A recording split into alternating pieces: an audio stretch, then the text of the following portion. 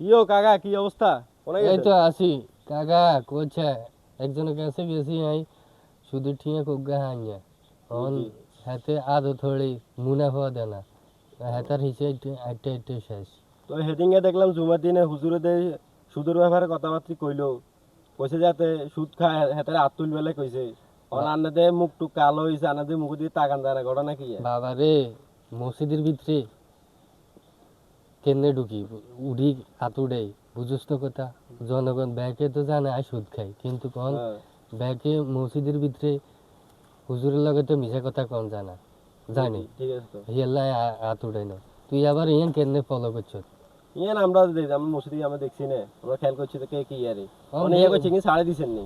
এই তো গোলা গালায় আনিয়ে অন মানুষে আদত মুনাফা থাক তোর আদত টিয়া তো নাই বার করতে পারি না হিয়াল্লাই অন কোনো কিছু করতে পারি না গোলা গালায় আনিয়ে মানুষের ইসে দৌড়তে দৌড়তে নিজের ভোরের নাড়ার তেল হুয়ে গেছে তো দিবার সময় খেয়াল করে দিবেন না।